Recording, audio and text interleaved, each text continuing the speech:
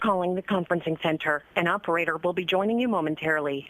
Please be prepared to provide your conference ID number and any additional information required by the company.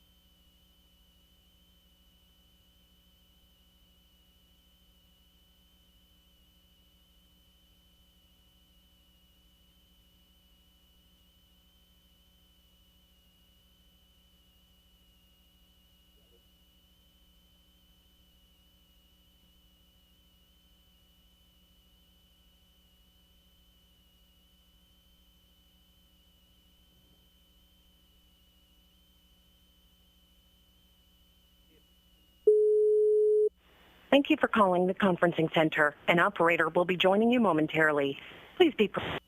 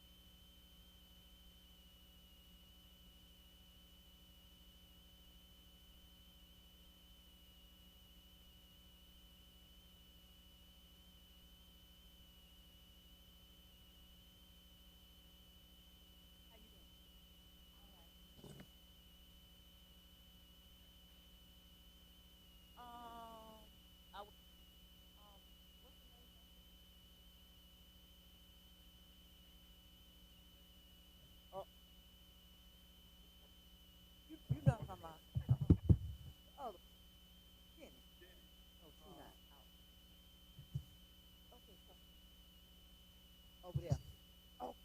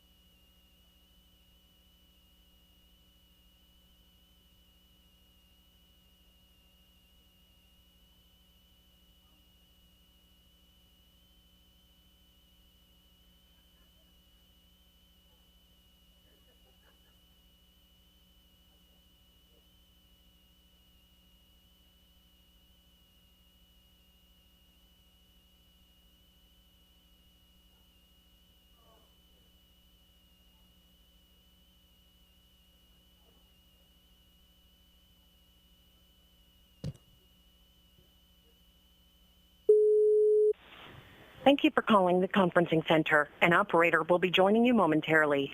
Please be prepared to provide your conference ID number and any additional information required by the company hosting this conference call. After all information has been gathered, your line will either be placed on hold or joined to the conference. This call may be recorded and monitored. Good morning. May I have your conference ID number, please? 315-3597. Thank you. And the spelling of your first and last name? Sheila Fields. Good morning, Ms. Fields. This is Lisa. I'll be the operator assisting. Good morning, Lisa. I'll speak to you on leader view. Okay. So just place this line into the speaker sub? Yes. Okay, and I should not be speaking into the sub, is that correct, or? Yes, ma'am. Okay, joining now.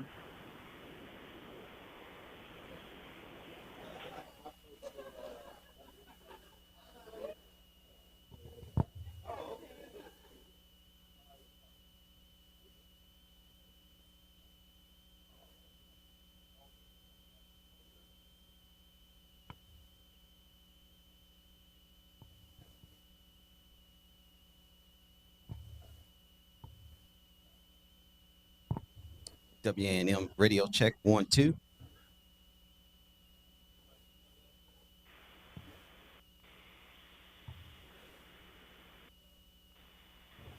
Level check 1 2 3 4.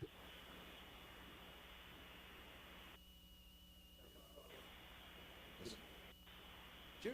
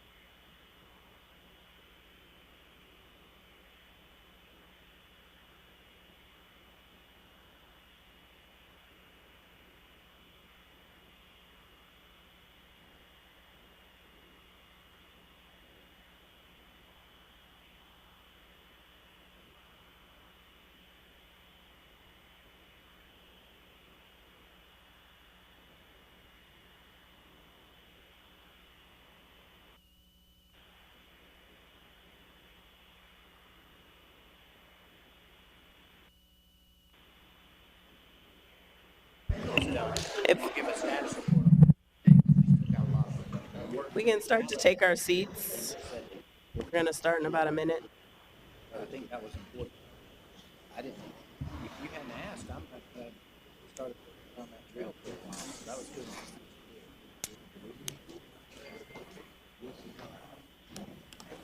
Yeah, I think there were some concerns over the equipment. Good morning.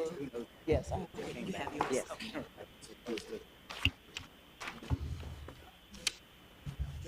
President.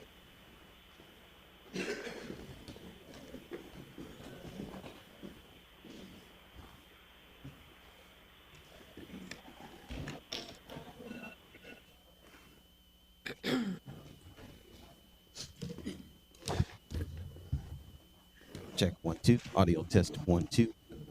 Harper, Lawrence, What are we looking at? Morissette, Test 1 2 3. Academic and Student Affairs.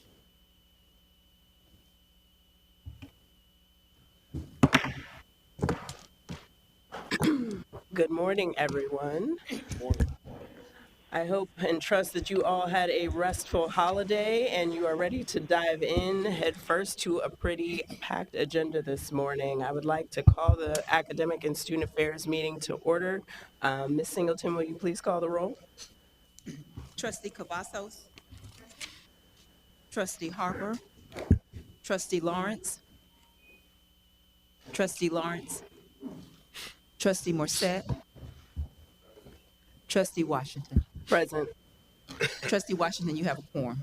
Thank you. I would like to start with approval of the minutes for the September 18th and October 17th meetings. You have received a copy of the minutes. Are there any corrections to the minutes? Seeing none, can I have a motion to approve the minutes? So moved. Second. Sorry, thank you. Moved by Trustee Cavazos and second by Trustee Morissette. All those in favor? Aye. Thank you. The motion carries. The second action item we have this morning is the applications for tenure upon appointment. Dr. Eddington is going to present that item. Good morning. Thank you, Chair Washington. Good morning, trustees. Tenure upon appointment is a condition of employment that is offered to a faculty member. The requests for tenure upon appointment are approved by the provost and the president. As a practice, the university-wide Tenure and Promotion Committee completed a courtesy review of the documentation. Prior to the review of the documentation by that committee, the documentation was reviewed at the college school level by the appropriate tenure and promotion committees. The CVs for Dr. Richard Allo, who serves as the Dean of the College of Science and Technology, and Dr. Allison Watson, who serves as the Dean of the College of Education, were reviewed for evidence of competent teaching and research, as well as other high-level scholarly activities, services, and contributions to the discipline. I am happy to answer any questions that you may have regarding requests for tenure upon appointment. Thank you, Provost Eddington. Committee members, trustees, do we have any questions on this action item? Seeing none. Quick question, Dr. Eddington. What's the university's policy on tenure review? You said on Tenure review. Oh, do you mean for a person who's earning Or tenure? for the person after they've earned Okay, tenure. yeah. So we don't have a formal post-tenure review policy at the institution. Thank you. If there are no other questions, may I have a motion to recommend the approval of tenure upon appointment for Dr. Richard Arlo and Dr. Allison Watson? So moved. Thank you. And second. Any questions or discussion? And all those in favor signify by aye. Aye. Any opposed? The motion carries. We are blazing through. The next action item is the approval of revisions to Regulation 2.015 admissions. This will be provided by Dr. Hudson. Dr. Hudson, you're recognized. Good morning, Madam Chair and members of the board.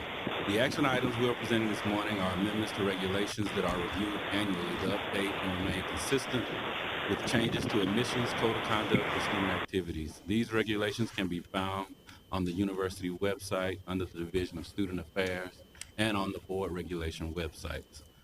These are reviewed by General Counsel before presented to the board.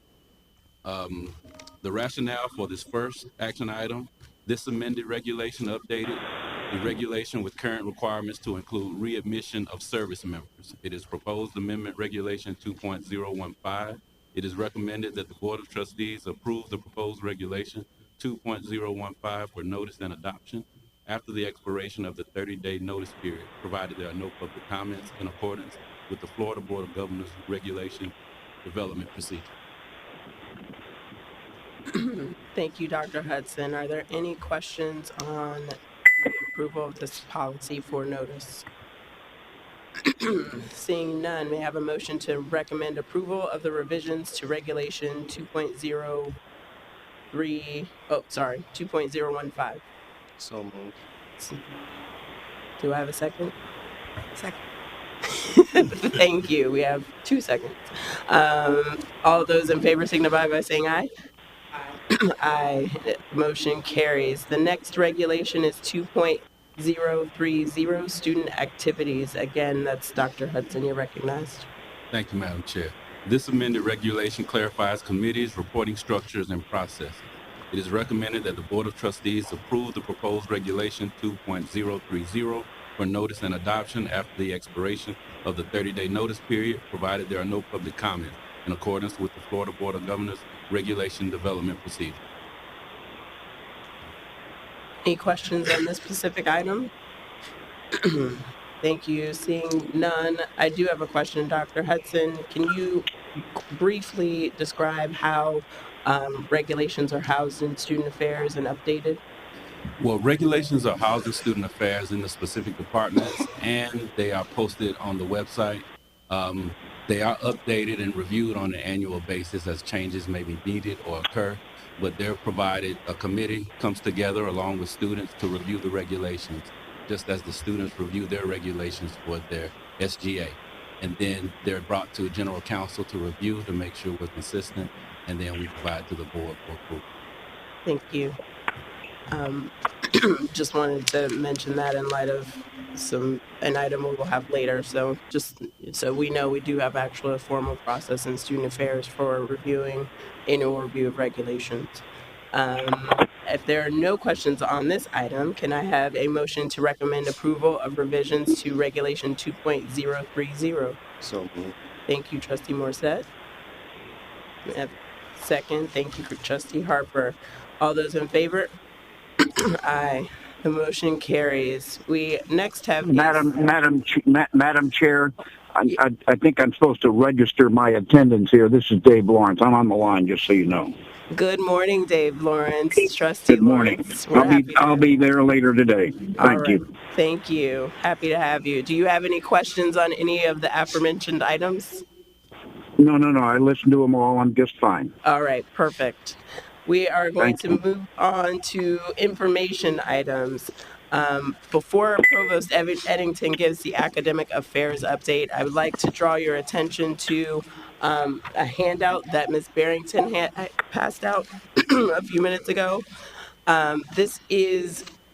We are trying to find a way to highlight our performance funding and our metrics as opposed to our goals and the university system benchmarks. So prior to this, we had a chart that had 10 items, and then it basically had our goals, our actuals, and then our trend.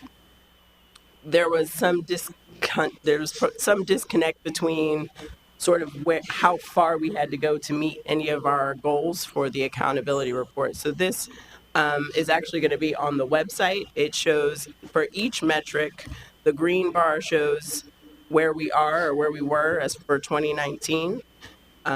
So for metric 1% of graduates employed earning $25,000 or more or enrolled 1 year after graduation, that was 64%. Our goal for our 2020, that's in the 2020 accountability report, is 70.5%. So it's that orangey yellow line.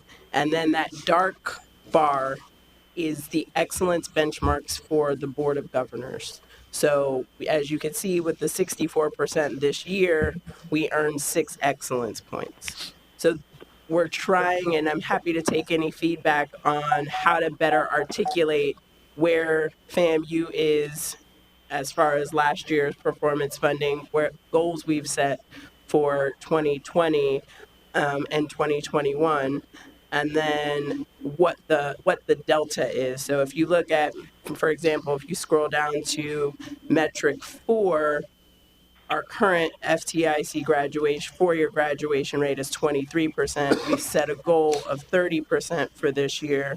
And then in order to get to 1 on the Board of Governors excellence points, we need to get to 38%. So for that metric, it's important to know that the only way we can get points this year is via improvement. The same for metric 5. So, Madam Chair, Yes.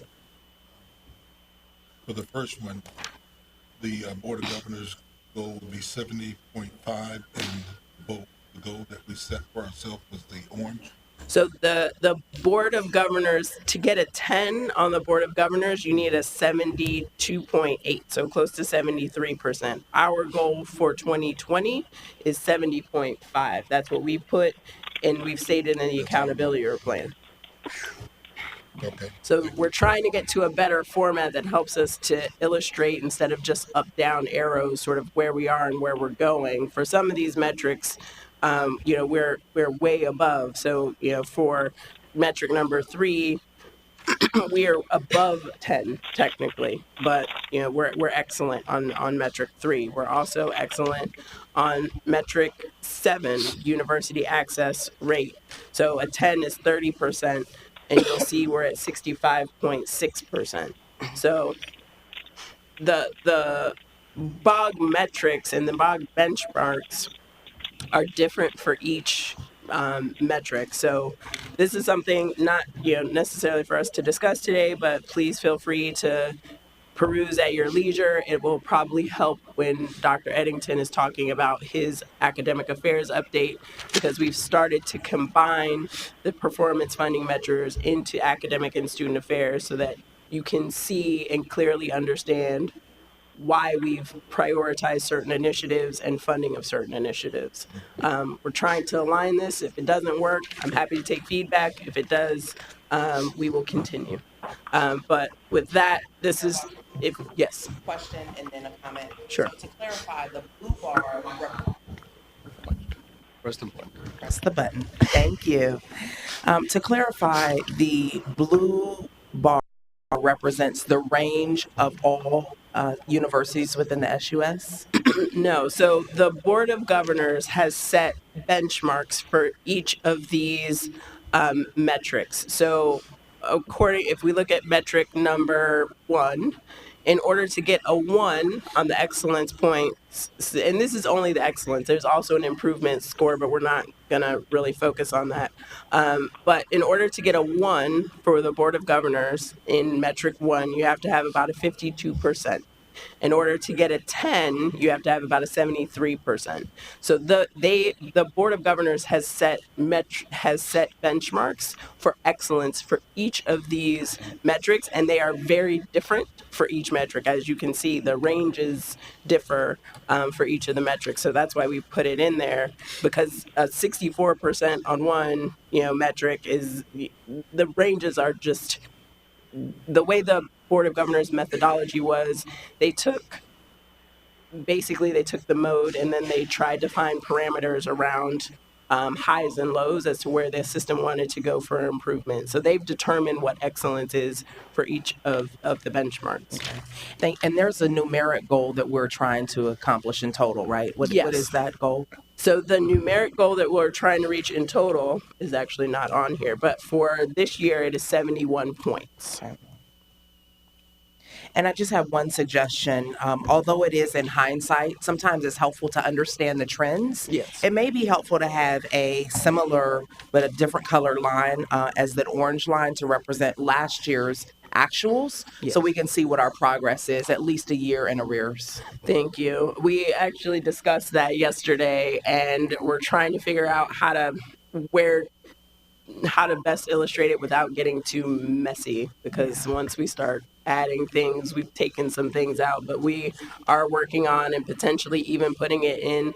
So when you go on the website, which is at the top here, if you click on the green bar, it will tell you it'll tell you the 2019 actual, the 2020 goal, the points earned, and the benchmarks. So we might even add the trend, like the 2018 in there to keep it clean. But happy, you could feel free to speak to Ms. Barrington, who is the genius behind all of these things, because I can't make them work. Yes, Trustee Morissette. Just a quick comment. I had a question, but I looked at it and I answered my own question. That happens sometimes. What I was gonna say is, this is probably the best that I've ever understood this performance-based metrics thing. It's a lot of things, and we got a lot going on. But this is the best that I've understood it. But I love charts. I love numbers, but charts kind of like visualize it for me. My one recommendation would be, if you could make it like a vertical bar chart. So like with a vertical bar chart, you're looking at the green could be the highest because that's like, or maybe the blue, so to say, because that's their goal, as the board of governors goal, and then the green, since that's our progress, could be like right next to it, and then you could look at the gap between where their goal is or where we're trying to go to and our goal, and then you can even add Trustee Harper's recommendation with the trends as the next bars, because I feel like for most of these metrics we've only gone up.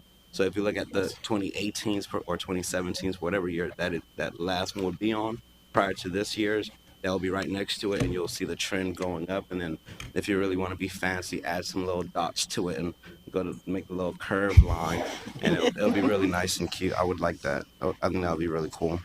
Thank you, Trustee Morissette. And I will say, in my original envisioning of this, it would have been more like a speedometer that would have given us more of a trend line of seeing our progress. Apparently, we have some technical limitations on that, so we are working towards that. Trustee Cavazos. Yes, I too would like to commend VP Barrington. We spent some time talking about this exactly, and my comprehension of it was challenged, and this really makes it very clear.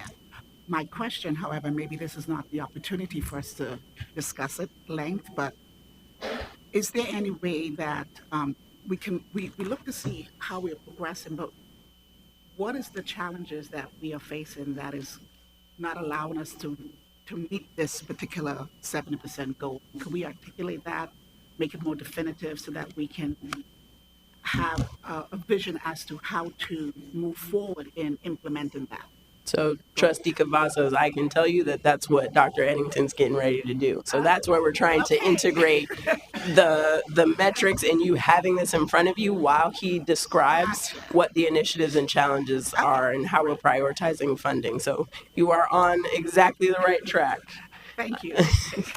Any other? Just a comment. I mean, I think everybody understands, but the reason why this is so important, and the whole thing's important, but I'm just focused on the goal line, is that this drives our standing in the overall state's performance metrics. And, everyone knows that if we don't maintain or improve, we put some of our own funding at risk. So it's really important that we stay focused on, granted, I want to hit the state system benchmarks, but it's really important that we minimally hit the goal line. Because if we don't hit the goal line, we then have to get into creating performance plans and other things that get a little complicated, because the thing that I just want to make sure we try to keep clean is the strategic plan tied to the work plan that's also then linked to the president's goals, right? So we have kind of three sets of metrics that we're chasing. They all shouldn't say kind of, they do converge, but I just want to make sure we keep an eye on each one of those three sets, and using this as kind of the top line lever, I think is great. And I know that the team is going to talk more, I'm hopeful, about how this gets translated down to the individual department heads and chairs and deans, et cetera, so that they understand, somewhat to your point, where their level of contribution adds to this. Because looking at this in aggregate is kind of tough to see how you contribute to this until you break it down and make it more germane to your individual area of focus. And to that point, you are actually correct. So Trustee Harper, when I answered your question for the president's goals, we have a goal of 71. In our accountability plan, the goal is, I think, 87. So there are two different goals that we are headed towards, as Chair Lawson just illustrated. With that said, if there are no other questions, again, if you have specific questions and input on this, it might be best to get directly with VP Barrington and sort through, because she can tell you the technicalities and limitations and sort of where we're heading.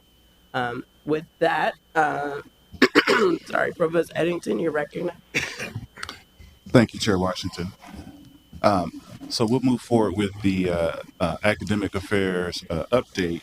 And before I dive in, you have another handout, a big sheet of paper, and we don't intend for you to go through this now, but it provides some context, particularly to the conversation that just took place. So most of you will recall that at the request of Trustee Moore, we developed what we call a spending matrix. Several board members had indicated that it was kind of difficult to keep track of all of the initiatives and all of the funding that is being allocated, and to follow how we're working to achieve our goals. And so Trustee Moore asked us to put together a matrix. Matrix, what it does is it shows you the accountability plan initiatives on the far left column, which are driving our annual performance, right? That plan speaks to what we're going to do each year. And then moving forward, we broke down the effort into initiatives, right? And so the first one there is enhanced academic support services, for example. And then for each of those initiatives, you can see the breakout in terms of the specific activities underneath that umbrella and the amount of funding that is being allocated to those specific initiatives. And then the heading across the top row shows you the source of the funding. And so the goal was to try to help the board get a better understanding of how all these dots were connected. And in that vein, as Chair Washington said earlier, we give highlights at each meeting on some of these initiatives. And so what you'll notice with our highlight today, that I'll speak to shortly, it's on the Enhanced Academic Support Services initiative. So hopefully that helps you tie everything together. And so VP Hudson and I are going to first co-present on some of our key efforts to improve the outcomes on the performance funding model. And just as a recap for most and introduction for Trustee Harper, one of the things that the board did at its August retreat that we really appreciate is you all set a goal, an aggressive goal for the performance funding outcomes, which is for us as an institution to achieve 80 points in the year 2021. And so that's what's driving all of our efforts this year, is to make sure that we're doing the right types of activities and have the right focus to get the outcomes in 2021. The significance of that decision by the board was that you set a goal for next year, which gives us an opportunity to impact outcomes that are going to contribute to that number. And so that sets the stage. And then you have some data here on the historical outcomes on the family's performance on the model. And then we highlighted in the box the specific performance metrics that require our attention to get to that 80 points. So I won't rehash some of the discussion y'all just had about the metrics, but that's what we're focused on, right? It's those 8 metrics. And the ones in red are the ones that are going to be impacted by the specific initiative that VP Hudson and I are going to present today: retention rates, graduation rates, degree production, and excess credit hours. And then these 2 slides were just placeholders. You all discussed, Chair Washington knew that the new format for the metrics was going to be presented. So we just put this in here as a placeholder for the discussion you just had on the metrics. Okay. Question. Oh, yes. So I noticed the legislative budget request is just under 3 times what the actual funding was this year. What's generally the request versus the actual allocated, that ratio? And which number are you referencing? So I'm looking at the bottom right, the legislative budget request for 21, 15 million versus the 5.8 million that was actual in 19. Oh, okay. So those are actually 2 different legislative budget requests. What you see in terms of the 5.7 million, that was funding that we received 2 years ago from a prior LBR. Mm-hmm. And we had actually asked for 13 or 14 million, but we only got 6. And so we're coming back. We tweaked that previous LBR, and we put a tighter focus on student success and added some other components. And that's how we got to the 15 that's on the table for this year. Thank you. President Robinson. Yes, Trustee Harper, I just wanted to emphasize that there's really no sort of way of predicting what it might be in terms of what we get appropriated by the legislature, because 2 years ago we did get about $6 million. Last year in this category we got $0, to support these kinds of initiatives based upon our LBR request. Now we're going and asking for 15. I really can't tell you the likelihood of that being a third of that, or a tenth of that, or none of that. Okay, thank you. Thank you. Okay, looking at our approach to drive improvement, pinpointing the metrics and outcomes that need the most attention have been referenced by Provost Eddington in the previous slides. Now, this is important as we need to have a laser focus on student success at the university, as discussed by Chair Lawson and Trustee Washington. Evaluating the historical data and trends allow us to see where we were, where we are, and what amendments need to be made for immediate, intermediate, and long-term positive impacts. Trustee Morissette just talked about the trends and looking at the different trends. That's very important. An example of that is looking at the academic profile of students that are admitted to the university. What profile of a student graduates in 4 years? That is the type of data that we're looking at, but that's just one set.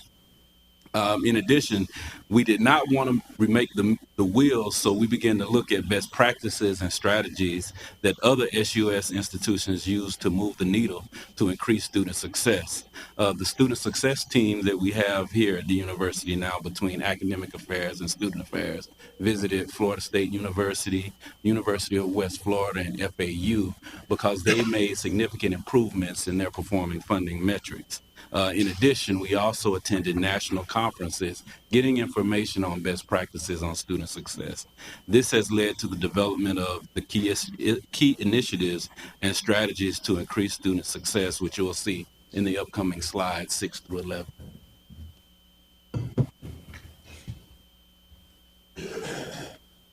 So the specific initiative, as I said earlier, that we're going to highlight is enhanced academic support services. And to do that, we focused on three strategies, and these are best practices, as the VP Hudson just mentioned. One was to increase the staffing level. So we realized that if we're going to move the needle quickly on retention and graduation rates, we needed to add more staff in terms of advisors and counselors and academic coaches. And so we made a commitment to allocate additional resources to that effort, as you'll hear about. And also adopting what we call a case management approach to student support, right? That's taking the student and treating the student like a case. And then each of our key support services work in collaboration to promote, support, and help that student move through the curriculum in a timely manner. And we also recognize the need to place a significantly increased focus and emphasis on the first year for our students. That the first year is what makes or breaks a student in terms of being able to graduate in 4 years. And so the strategies there dictated the actions and resource allocations that we have been making that you hear about. And in terms of this effort, we have invested this year $4.3 million for staffing. Right? Some of that is to support existing staffing, but a significant portion is what allowed us to increase the staffing levels. And then you see at the bottom there, three of those key metrics are 4-year graduation rate, academic progress rate, and degree production in programs of strategic emphasis. And so this effort should have a direct impact on those specific metrics. Provost. Oh, yes, sir. Have we hired the total number of coaches? Say that again. Have we hired the total number of coaches? Oh, we got a slide in a second, and you can see the specific numbers shortly. Okay, so here's just a picture just to kind of help you understand what we mean when we talk about those key positions, right? We got the coaches, the advisors, the mental health, which is a very important piece of student success. We got now an increased focus on career counseling by adding some positions and beefing up that area.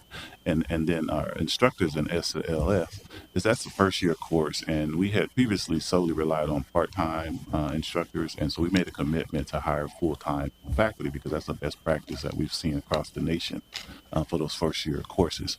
And we put at the heart of this the academic advisors because they are really the crux of this whole approach to case management.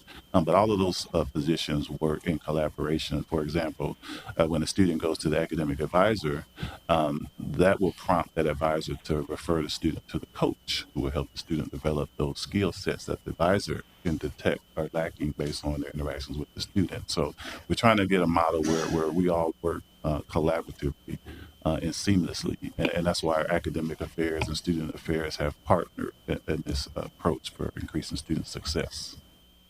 What's the cadence that students will meet with academic advisors?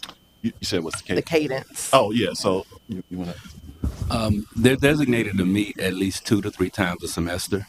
And so we encourage them to meet more than that if they have any issues or any discussions, such as changing a major. We want them to be engaged as much as possible, but they also communicate telephonically and also via email and Blackboard Connect as well. And building on that, one of the best practices is intrusive advisement, right? So rather than just waiting on the student to come to us, we have at-risk indicators that will alert us that, Maurice Eddington is at risk. This team right here has to reach out to Maurice Eddington, right? And so that's the model that will be in place as we hire all of these key positions. Great. I'll Trustee say, Cavazos, you had a question? Yeah, so with respect to the at-risk students, are those coaching sessions, are they mandatory for those students or is it optional? I mean, do you have a mandatory coaching for each of those students that are at risk? Yeah, so I think as of right now, their students are strongly encouraged to go. Right? I mean, I think they meet with the advisor and the advisor refers to them. I think as we finish building out the team, we'll move to having mandatory requirements by putting holds on the student's account. But that's how we force them to do certain things. And so Yeah. that's where we're moving once we get the staffing levels completed. Trustee Morset. Oh, sorry. Trustee Cavazos. Yeah, you have a only follow-up? because I've noted that, particularly like in athletics, Mm-hmm. it's not optional for students to go to their coaches.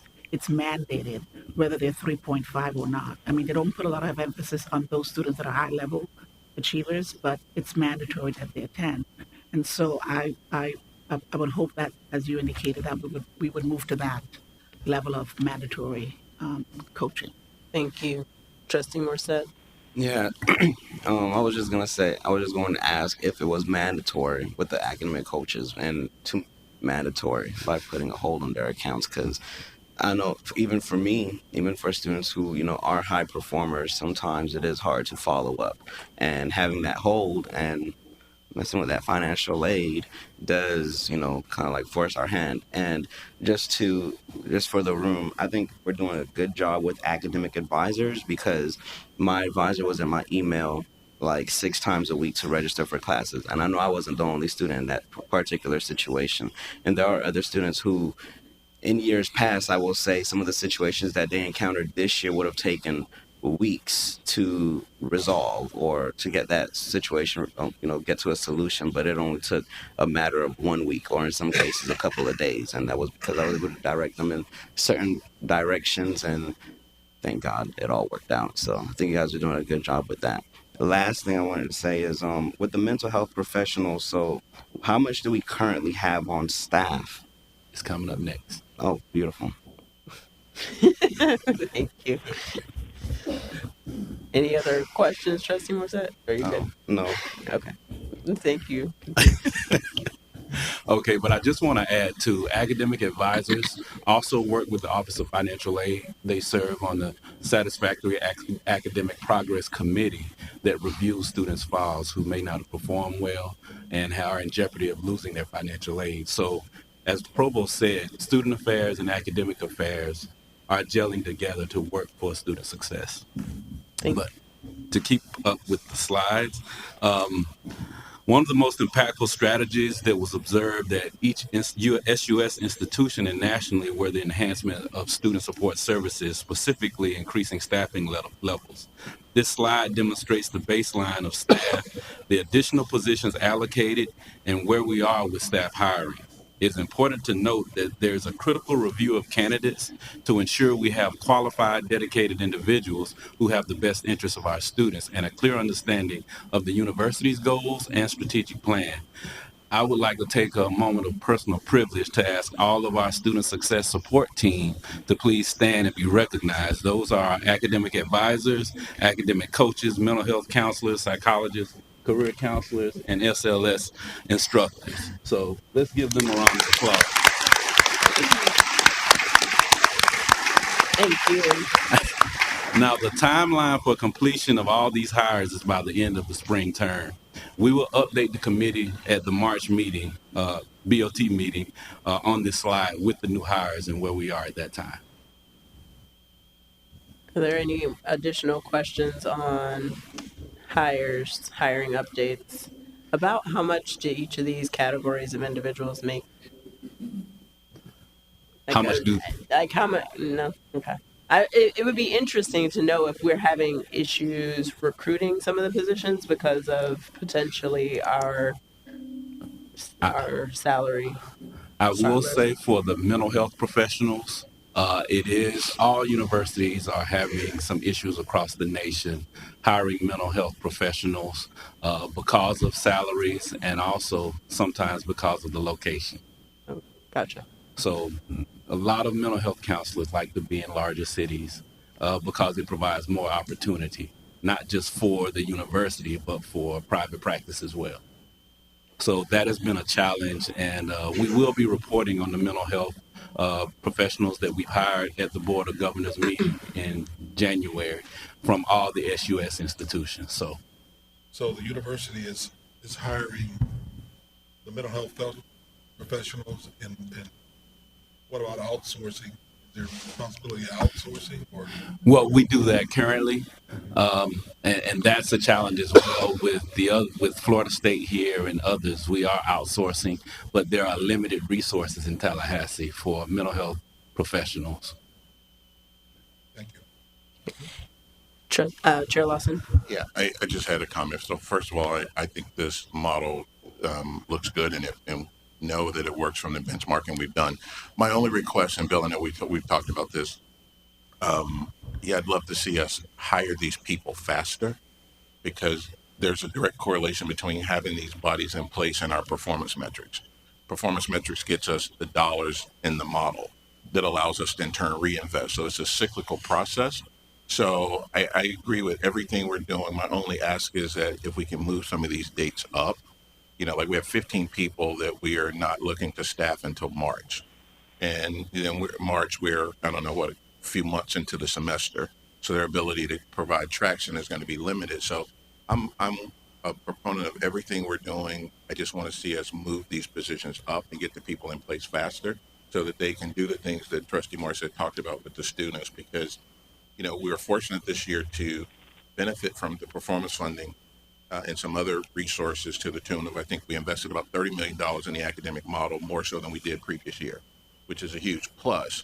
But it's up to us to make sure those dollars work as hard as they can. Part of that working is getting the people in the right places quickly so that they can do the work. So again, real happy with what we're doing. I just want to see us move a little faster to get the jobs filled. And so I agree with their Chair Lawson, but I think what I'm hearing from VP Hudson is we have a challenge with location and potentially salaries for some of these things. So my question on top of that is, what kind of recruitment strategies, or is there ways that we can potentially help find the talent pools that might not already reside here in Tallahassee? What are we doing to broaden the net to make sure that we are casting the net as wide as possible? And one of the things that we do is advertise nationally through the organizations, NACADA, National Counseling, Academic Advising Association, but also NASPA. And so we reach out, and also at the same time, we have to remember other universities are also hiring for these positions as well. So we will try to expedite the process. One of the things that we're doing is, as opposed to just doing individual interviews for just one particular position, we have a cohort of applications for all 15 positions. And so that's why the active searches is going on, because you have a cohort for those positions instead of just one position. But we want to make sure that we follow the HR guidelines so that we don't get in any trouble with legal. Thank you. Trustee Harper? Because some of the funding sources can't be counted on necessarily in the future, what are the contingency plans should that funding not be renewed at the same level? Yeah, so we made a institutional commitment to fund this moving forward, right? So as you pointed out, some of the funding, the new funding, is temporary. But when we made that allocation, right, the reason we did it is because we said we have to do it. Let's use the temporary dollars to get started, but we also at the same time made an institutional commitment with other funds that we have available to make sure that we continue to support this. Thank you. Funds. Thank you. Any additional questions?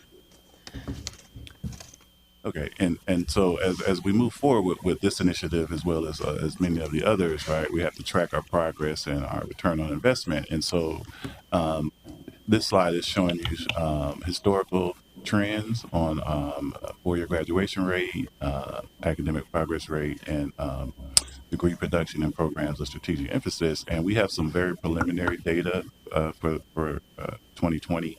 And we just wanted to highlight that we are making progress in these areas, right? We expect to see an increase in the four-year graduation rate in spring, as well as in the other areas. And so, as the chair Lawson said, right, we're really just trying to drive progress more quickly and be very aggressive, very focused in everything that we're doing, because we know that these are the metrics that really matter to the institution. And this slide is just to give you some sense of some of the other key initiatives related to these efforts, right? So as we get staffing in place and continue to move forward with implementing best practices, here are some other things that you'll be hearing more about that are supporting these efforts, right? Having a focus on freshman level advisements, because we said earlier that that's the best practice to focus on the first year. Really having a team of staff that can aggressively identify at-risk students and provide wraparound services and support to them quickly. Civitas is really going to help us with early alert and enhance our predictive analytics capabilities, and also looking at using technology to bolster our attendance tracking, which is well-known best practice, right? And then we invested in analytics in terms of having the right support staff in place, and we really do spend an awful lot of time on data analytics, looking at data. It's not represented here, but we spend a lot of time using data and letting the data drive our decision making internally in terms of where our focus and effort should be. And so that concludes that presentation. If there are no other questions. Please continue. Okay. Also want to give a quick update on the Universities of Distinction, LBR. Several of you are aware that the Board of Governors are implementing a new funding model this year, and it's called, the umbrella model is called Pillars of Distinction, which has three components to it: the existing performance funding model, the existing preeminence model, and then they have a new component called Universities of Distinction, which is designed for the 9 SUS institutions that are not designated as preeminent. And so this is a funding stream where each institution had an opportunity to submit an LBR focused around elevating an existing program to a level of statewide and national excellence. And so FAMU participated and have submitted a proposal in the area of health, focusing on our public health and our health administration program. And it just provides you a timeline of the process. Our proposal went in at $6 million, and the BOG, they looked at the total amount of funding they anticipate. They ended up reducing everyone's allocation using their own methodology. So the $6 million ended up being a $4.5 million request that has been approved by the BOG along with the request from the other institutions. And so now the BOG and Chancellor, they're moving forward with petitioning the legislature for support. And so we just want to give an update on where that is. And then also this slide it shows you for the pillar of excellence, right? The umbrella model. You can see the different components, as I mentioned, right? There's the LBR on the left. That's the total amount of money that they're requesting, $250 million. Then you can see the breakout: $100 million for performance funding, $85 million for preeminence, and $65 million for Universities of Distinction. At the top, you see the highlight. FAMU is proposed that we would get a request $4.5 million for the LBR, and our PBF estimate would be $5.2 million if all of this makes it through. Any questions? It's a very important slide. Yes, President Robinson.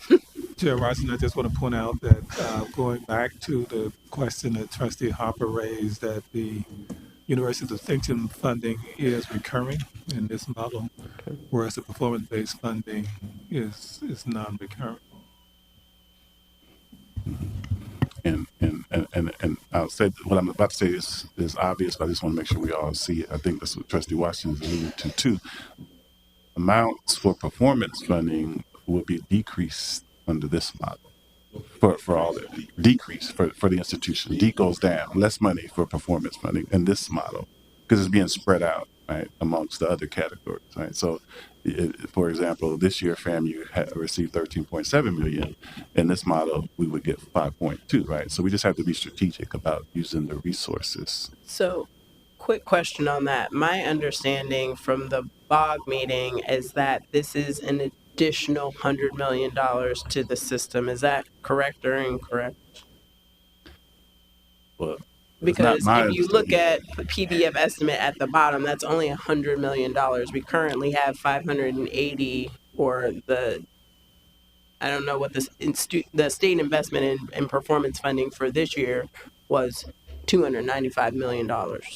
So I think they're asking for an additional $100 million on top of that. So if this were approved, we would get, it's my understanding that we would get whatever we got last year plus, not minus. Yeah, well, it was stated to us that the 100 was an incremental ask from the legislature to infuse additional money into the model.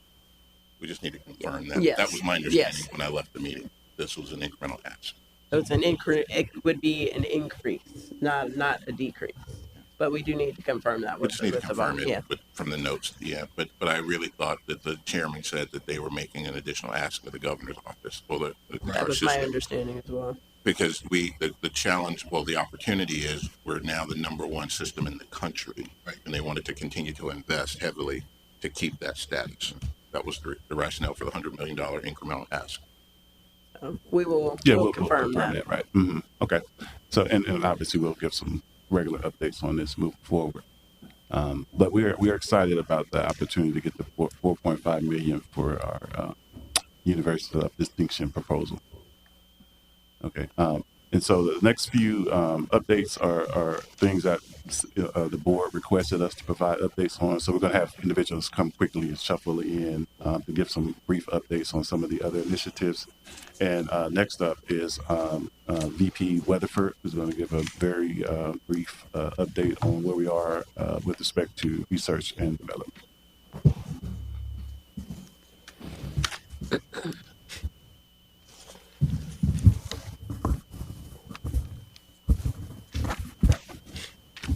Good morning, Chair Washington, BOT members. Morning. Good morning. So the Division of Research here is exhibiting our spending and award trends over the past few years, 2017, 18, 18, 19, and the current status in 19, 20. So the R&D spending last year went up fairly significantly over the previous year. And it's on track to probably, in projection mode, exceed last year's by a small amount. The awards received had a slight increase last year over the previous year. It looks like we're going to do pretty well this year, significantly exceeding last year's award received. Submitted last year was a record, so I'm certain we're not going to top that record this year.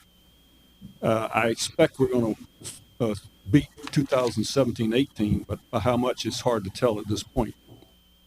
The F&A received last year. We had a fairly decent year, and already we're at half of last year's. So and awards, actually F&A tends to be coming in at the last part of the fiscal year. So I think we're probably going to do really well on the F&A this year. Again, it's hard to project. Can you describe what F&A is for Facilities those of us? and administration, that's the rate that we charge on grants, the nominal rate that we charge on grants. It's determined by a federal negotiation. We got an award, a determination by a federal contractor. and they determined that our F&A rate should be 48%. That's the amount of money that they determined that it cost us to administer grants. So it's a federally determined rate. Now, actually, we only collect about 9% F&A because a lot of the agencies don't pay the full rate. It goes anywhere from 0 to maybe 5%, maybe 10%. And also, typically, sometimes we're asked to match, provide a match. And this is our usual go-to, is to reduce the F&A rate. Okay. So this is an administrative line. It's administrative rate. Thank you. But 48% is our nominal rate. Thank you. And this is what actually we use to run the entire division of research. All of us are actually paid out of this this F&A that we receive. Thank you. So I think we're going to have a good year. Again, it's hard to tell how good, but I think we're looking pretty decent this year. Thank you, sir. Any questions? Yes. Yes. Just a quick question, and I just don't know the answer. The work we do with hemp, does that show up in this division? Yes, it does. I'm the director of the hemp project. So any monetization that we receive from any of that research would also show up as revenue? Well, it remains to be seen how we actually receive the revenue. We actually have formed the research foundation. And typically what we might do, and we haven't gotten any money yet, but we're expecting to get some money in the near future, having to do with several initiatives, such as maybe seed certification. And we're about to get some new planting rules that will allow us to actually monetize some of the hemp that we've actually grown. We've got a lot of hemp that we've recently grown, and we need approval from the FDACs to actually make money from it. But it's our understanding that they're about to provide that. Thank you. And now, yes, we do have to keep going. Thank you. Oh. FDACS. The name of the organization. Oh, yes. Florida Department of Agriculture and Consumer Services. Thank you. I was like, all of the acronyms just fly over my head. We appreciate you. Any other questions on this item? Thank you. We will continue. Okay, next up, we're going to give you a brief update as an FYI on two proposed new degree programs in the area of cybersecurity, one at the bachelor's level, one at the master's level. Our plan is to bring these programs to the March board meeting as a formal request for approval, but we wanted to use this meeting just to present it in case there were any issues or questions that you had that we need to work on between now and the March meeting. So we're going to have a very brief update. I have some members of my team here. Dr. Sandra Kinsey, who's the Assistant Vice President of Program Quality. She'll give the presentation. But we also have the Dean of our College of Science and Technology, Richard Halo, here, as well as the Chair of our Department of Computer and Information Sciences, Dr. Pong Ruffin. They're here if there are any technical questions that may come up during the presentation. And so I'll go ahead and turn this over to Dr. Kinsey. Good morning, Madam Chair and committee members. As Dr. Eddington stated, my goal here really is just to introduce two new programs that we've been working on for the last 14 months, developing an infrastructure, and that's for the bachelor's and master's in cybersecurity. We'll be asking formal approval, as he indicated, at the March BOT meeting. Each one of the programs have been identified in FAMU's strategic plan, and it's estimated that the cost is going to be relatively low because we're able to use existing resources with very little new monies. Here you'll see that the bachelor's is going to cost just under $375,000, and the master's will be just over $250,000. Growth for this industry is extremely strong nationally. And because of that, we do believe that implementing these two programs will strengthen FAMU, and it will also help us to meet our performance-based funding metrics. Each one of the programs has already gone through the internal processes here at FAMU, Today, we're just doing an introduction, and by March, we're hoping to seek your formal approval of those programs. Here on the slide, you can see which one of the performance-based funding metrics that we're anticipating that the programs will actually impact. As I stated earlier, growth for the programs are strong, both nationally and here within Florida. Each one of the SUS institutions is looking to offer programs in this area, and FAMU is also seeking to be competitive here. Graduates in these types of degrees can make upwards of $95,000 with experience. And the Bureau of Labor Statistics is actually expecting job growth to be somewhere between 28% and above for the next few years. We have significant demand for the courses here at FAMU as we've been developing the infrastructure for the last 14 months. We developed a minor and a certificate in cybersecurity, and students have been enrolling in those courses, just under 300 students in all of those courses since 2017. The projections for enrollment are very conservative here for both the bachelor's and master's, but because of the interest that we've had over the last couple of academic years, we anticipate those numbers to be extremely higher. FAMU is very committed to developing these two programs. We've discussed them here briefly, I believe, with the Board of Trustees within the last year as well. The provost has already allocated resources for faculty, and we have developed 2 new physical spaces in preparation for implementing the 2 programs, and those labs have already been outfitted and ready for use. I'll entertain any questions that you may have along with the dean and department chair. Thank you. Do we have any questions? Seeing none, we're going to move on, and we're going to try and speed it up a little bit. Yes. Are we at the stage of doing some advertisement in reference to the new curriculum? You mean for faculty? Yes. Yes, we are at a position where we have started a request for advertising for their faculty. Thank you. Any additional questions? Seeing none, let's move on. Okay. Next up, we'll have a update on textbook affordability. As you all know, the board requested a plan and some goals and strategies on how FAMU is going to increase textbook affordability. And Associate Provost Carl Goodman will give a brief update on where we are and where we're going. Thank you.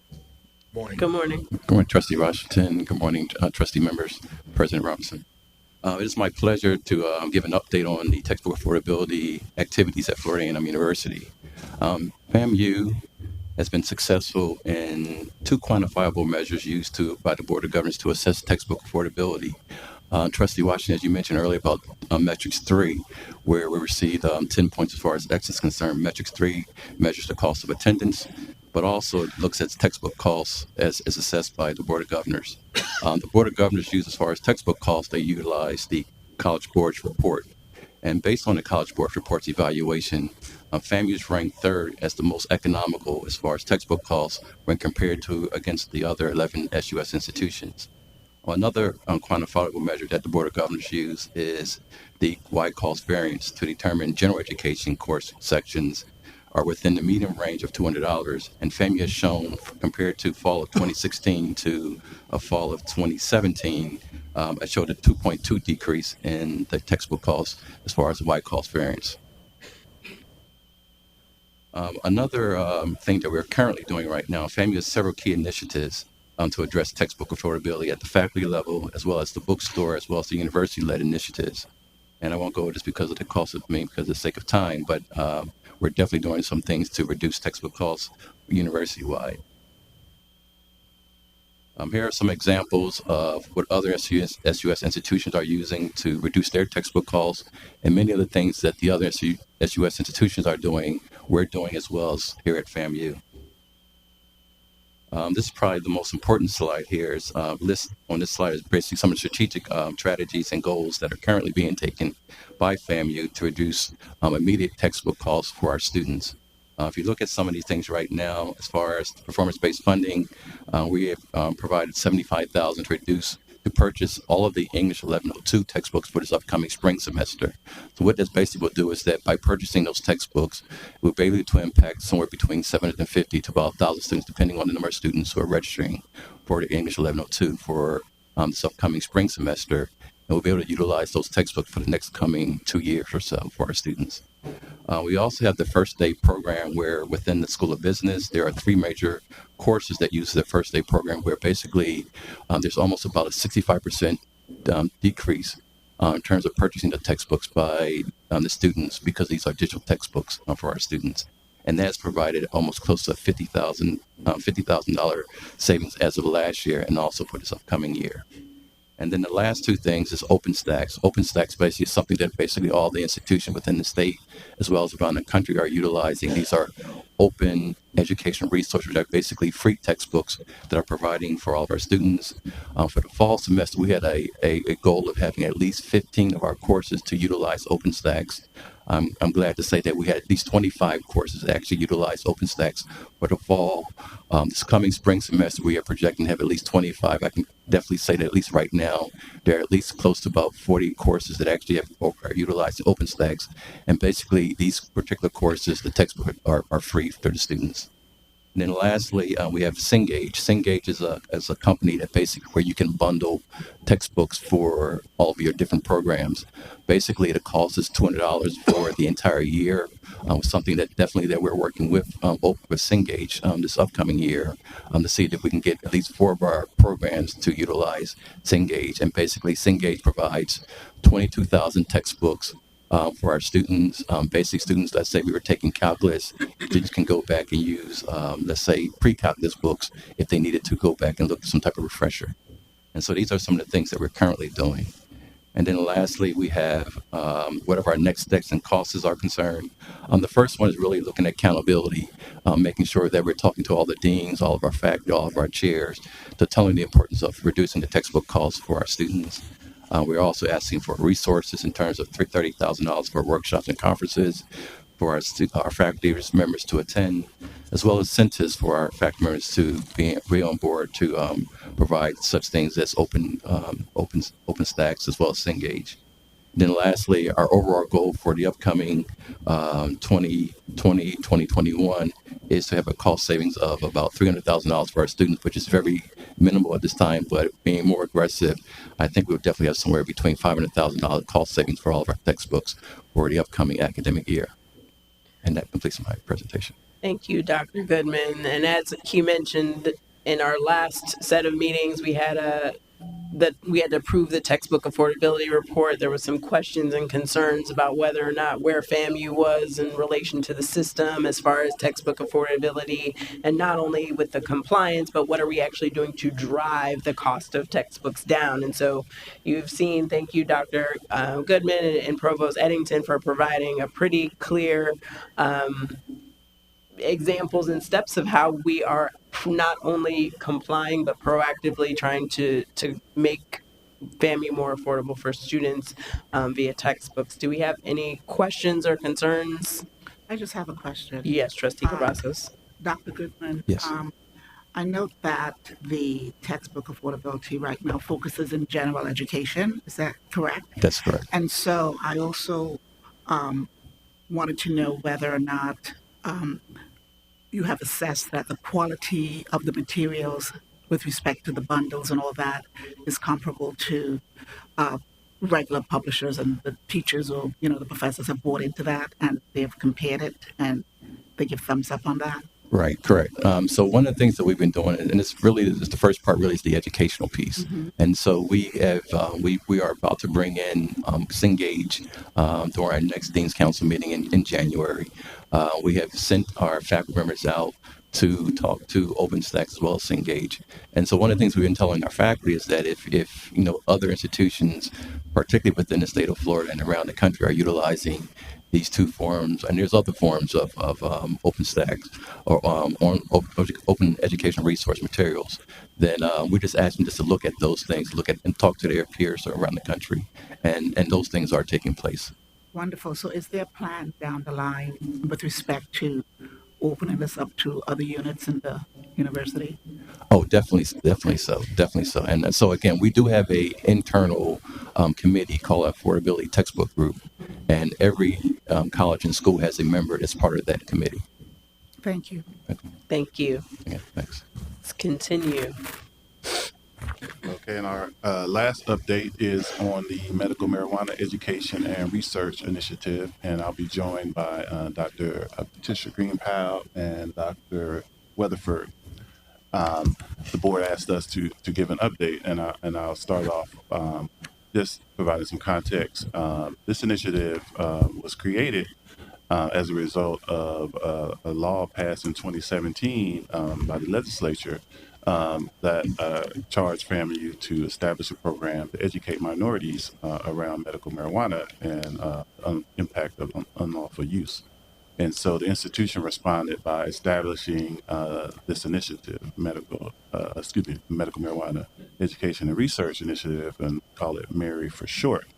And so established this program, and we're providing here the current organizational structure so that you can see that it is managed by our interim executive director, Dr. Green Powell, and it has deputy director positions as full-time, a full-time program administrator, full-time public affairs liaison, and then a part-time communications liaison. And then the Office of the Provost, as well as Office of the Vice President for Research, provides oversight for the management of the initiative, as well as falling under the umbrella of the Office of the President. And we have established several mechanisms to provide internal oversight of the program as shown here, which also includes having the Office of Division of Audit place the program on its audit plan. So there will be an audit done to ensure we're in compliance. And then we also have our Office of Compliance and Ethics, who has partnered with the initiative to provide ongoing evaluation and monitoring of compliance. The Department of Health is a collaborator in this initiative. They are responsible for issuing ID cards to the citizens who purchase them. And then on the basis of those fees, they allocate funding to FAMU in support of the MARY initiative. And Dr. Green-Powell is going to give you a very brief update on where we are, and we'll be ready to address any questions you may have. Good morning, Madam Chair, members of the Board of Trustees. It is my pleasure to provide an update to you, or for you rather. This first slide, of course, contains the disbursements from the inception of the program, which was in May, through August 29th. The number of cards that are issued and the Department of Health fee. They charged an 8% fee until August 29th. August 2019, I'm sorry. And of course, the area to my right, of course, is the revenue that's generated. So you can see that we've generated through the DOH $3.1 million. And you know that FAMU receives $10 for every $75 card. And we get those disbursements on a quarterly basis. This next slide, of course, contains the revenue and expenses from the inception of the program through October 30th as well. The area to my left are the various categories that are listed. The next one has to do with the amount that's spent on from May, okay, I see that slide. It's from fiscal year 2019, which was $515,000, followed by the fiscal year 2020, year to date, which is $445,000. The cumulative area through 2020, which is June 30th, of course. So you can see from the slide, we have spent $1.4 million of the 3.1 from the previous slide. The project goals for MARY. The primary goals, of course, are education, research. Our assessment and evaluation is continuous. Listed also are anticipated outcomes and our measures of success. Here's a project overview. We operate the FAMU Medical Marijuana Education Research Initiative on 4 components. We call them 4 key components. Of course, these are the components that undergird the work that we do: education, communications, research, and community engagement. You will see the initiatives on this slide that are associated with the work that we do at Mary. Here's a bit of progress in our education.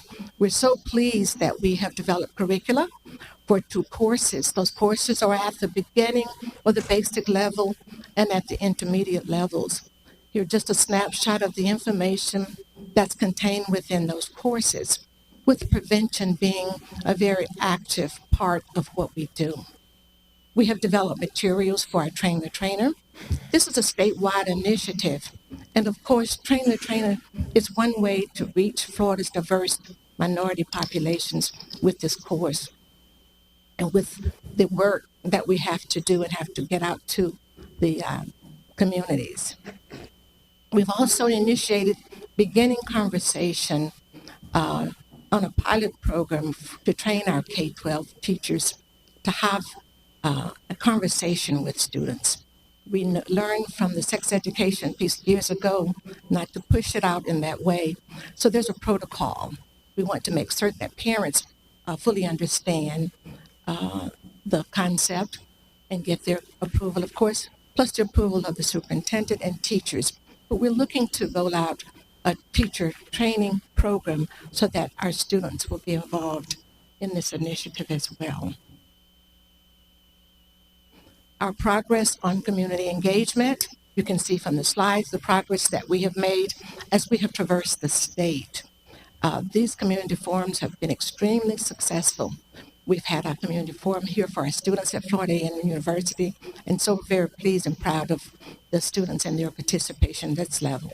You can see from the slide some of the shots of the actual community forums. Our progress in communication, it is so important that we place the work of Mary on many platforms as possible. We are on television, radio, podcast, we have print material, we have a website, and of course a repository so that we can make this information, best practices available to the public. There is also a web traffic that we measure. And you can see from that slide on the number of visits and the amount of time has exceeded the national average. Oops, I missed one. Yes, an update on research. In the research area, FAMU's outstanding faculty generated and are working on 14 mini grants. We awarded the funds of $98,000. Some of the sample titles are listed on your screen. Any questions? Thank you, Dr. Patricia Greenbelt. Sorry. Do we have any questions? Trustee Lawson.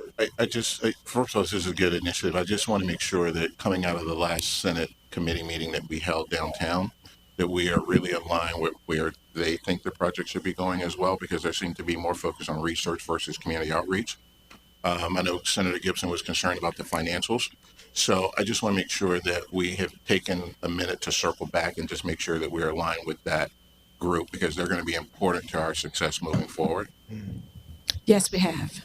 Okay. When is the next? Do we have it at follow-up? We don't have a follow-up scheduled, to my knowledge. Yeah, so we've had 8 meetings since with a subset. Because I felt that there was a little confusion on some of the language around the terms you use in the financial update. Yeah, right. So our team went and met with several of those individuals that you referenced, and to begin that conversation of it providing greater clarity and understanding. And so we're going to continue those efforts. Good. Yes. Thank you.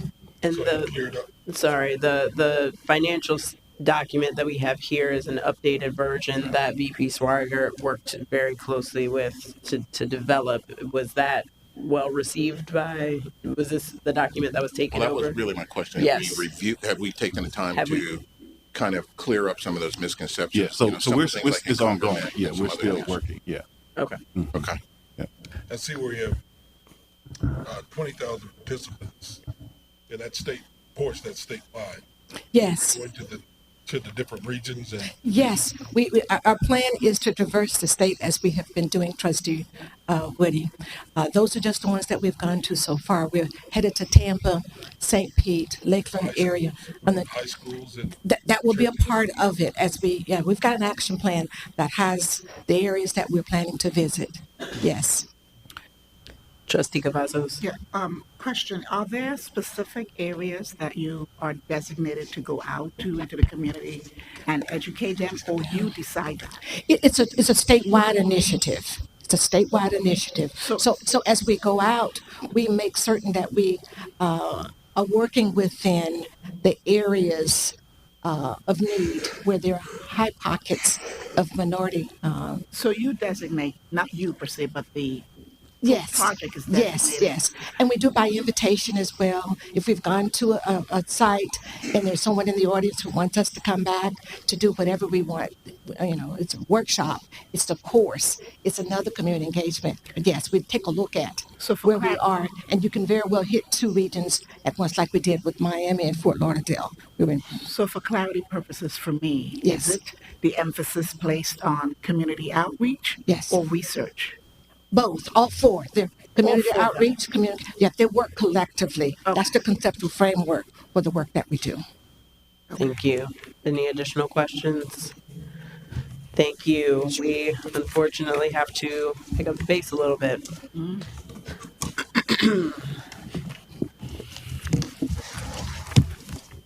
We have a student affairs update coming up next, which will include a very important update from regarding Oracle. Is that happening?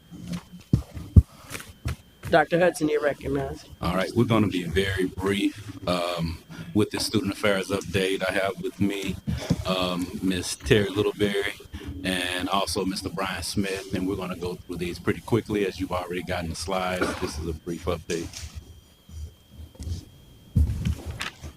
Terry. So, good morning. Sorry. Good morning, Madam Chair. And, good morning. Good morning. Morning. Good morning. Trustee. So what now? Yeah, your mic a little bit closer. There you go. Okay. So, this is. That's what I'm trying to see. Oh, there we go. Yeah. All right. All right. So, as you know, we've come before you several times to present on the things that we are doing with the Ignite program, as has been our focus over the course of the last year. I'm pleased to report this year that, as you know, the BOG metric number 10 will change to the bachelor's degrees awarded to FCS AA transfers. Historically, we've continued to increase the number of degrees awarded each year. We anticipate continuing to make gains this year based on the increase in our recruitment efforts.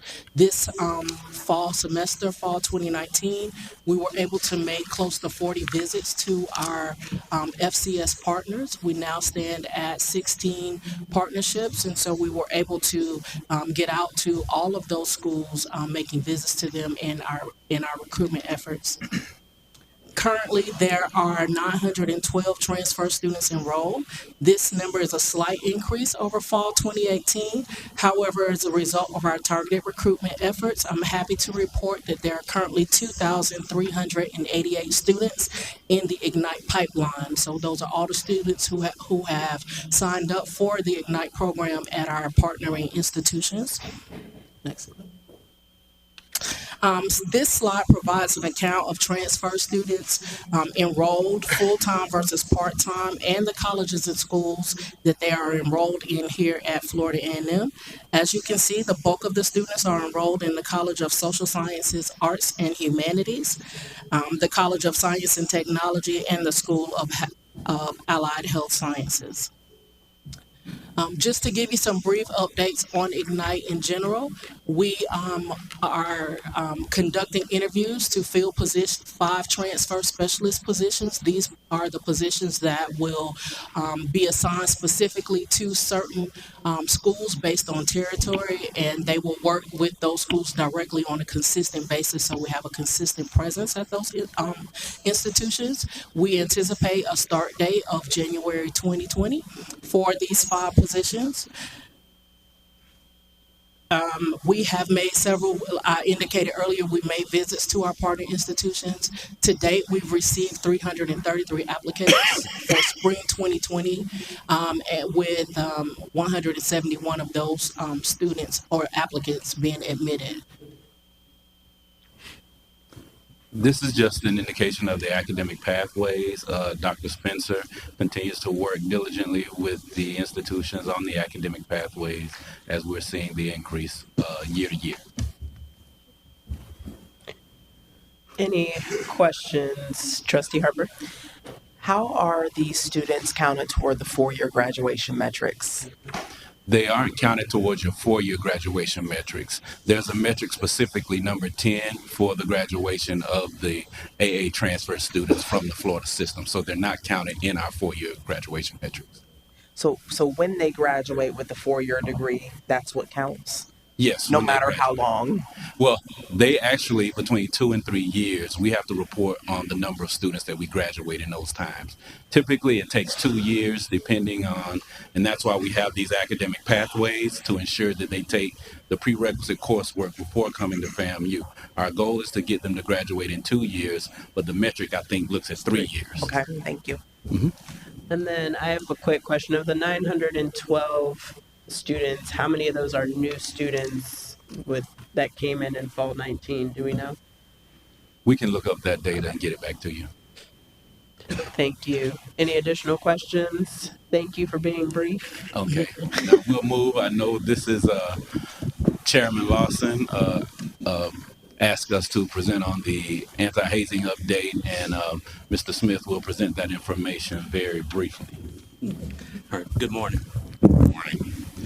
Over the past year or so, Bowie State University, Virginia State, Jackson State, all put their bans on probation or suspended individual members due to suspicion of hazing. There was also a hazing lawsuit at Yale. 5 organizations at University of South Carolina were suspended due to allegations of hazing. 2 fraternities at Florida State were suspended due to hazing violations. And even more tragically, there were suspected hazing deaths at University of Buffalo, University of California, Riverside, as well as Georgia Tech. We mention these unfortunate incidents as a reminder that hazing prevention is still very much needed, and also to reassure you that we remain committed to educating FAMU on this issue, and we're still dedicated to eradicating any remnants of this scourge here at FAMU. We continue to provide safety meetings to all organizations that go through membership intake. We continue to provide training and/or education to our performing ensembles, and we will also be providing hazing prevention trainings to our ROTC cadets, our entire athletic department, as well as continuing to provide prevention trainings to new students, to residence assistants, university employees, as well as administrators.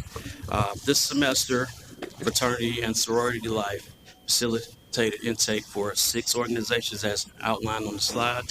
We provided hazing prevention workshops for these individual organizations, and we also did the same for the 4 clubs and organizations that had recruitment membership. Just wanted to give you a brief snapshot of what we've been doing on campus and what we will continue to do. So at this time, do we have any questions pertaining to our hazing prevention initiatives? Are there any questions? Trustee Cavazos? Not a question, but I just read an article this morning about Ohio State also experiencing a hazing death.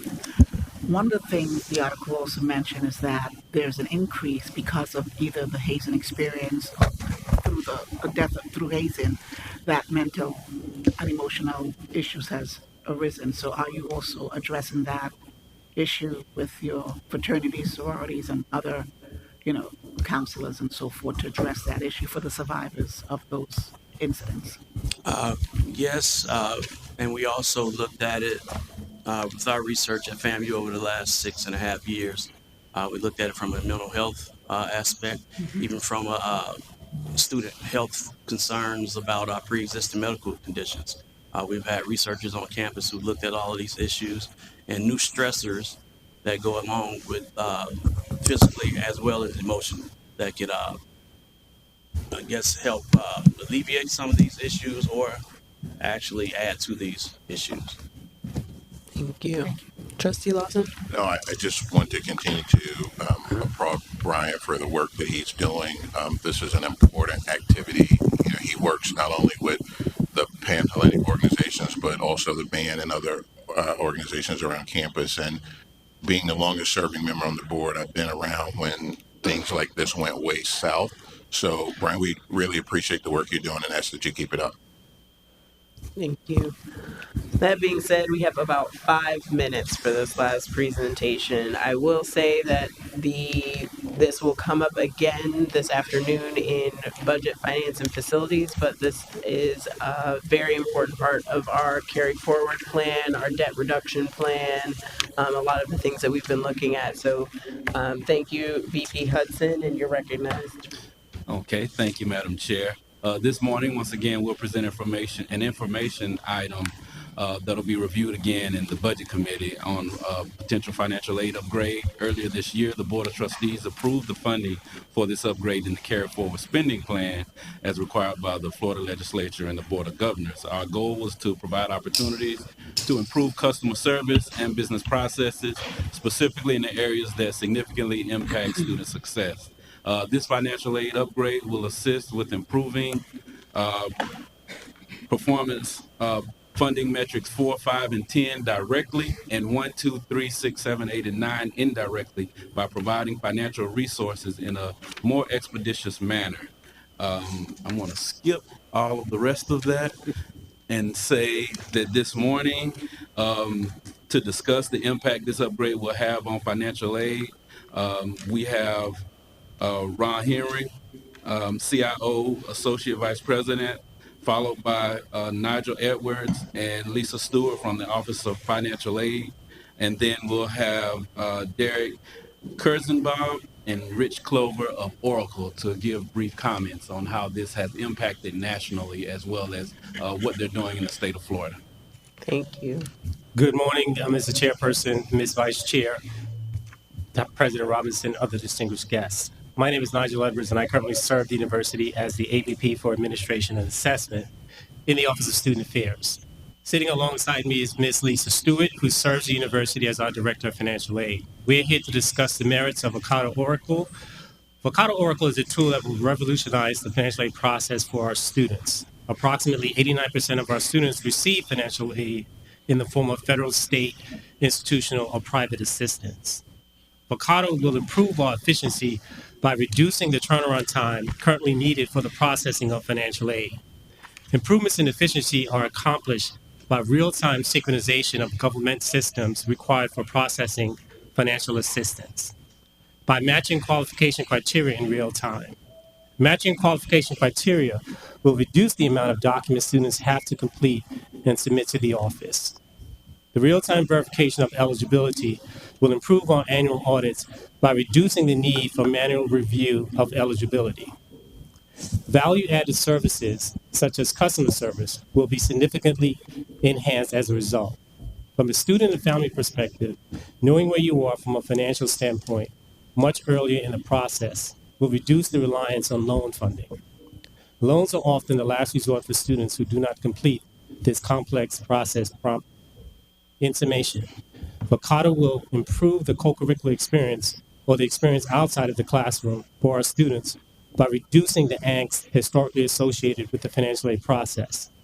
By improving the efficiency of the process, thereby assisting the university in improving the educational outcomes for students measured historically in the form of retention and persistence to graduation. Good morning. The Vocado Oracle solution is family's first step towards a fully cloud solution for an ERP module. As stated earlier, financial aid is a very important element in providing the financial assistance to FAMU students to complete their college careers. I won't repeat the stuff that was just mentioned, so I'll get down to the nitty-gritty. Currently, FAMU uses PeopleSoft as the ERP solution. For financials, we're at version 9.2. For HCM or HR, we're at version 9.2. But for campus solutions, we're at version 9.0. Oracle has communicated that the support for PeopleSoft will end in the year 2030. Therefore, FAMU needs to begin the process now of finding a new cloud ERP solution, and this product is the first step towards that. This will continue our pursuit of strategic priority number 5, first-class business infrastructure, and support the needs of our constituents. However, every project comes with the need for the right resources to be successful. We will need assistance from our current hosting vendor, Sierra Cedar, for integration and consulting services at a cost of approximately $500,000. Funding for this component will be shared by ITS and Student Affairs. Now the Oracle representatives will provide a short presentation of their product. Good morning and thank you for your time. Thank you. I'll be spending a few minutes this morning introducing you to Oracle Student Financial Planning Service. We refer to it as SFP for brevity.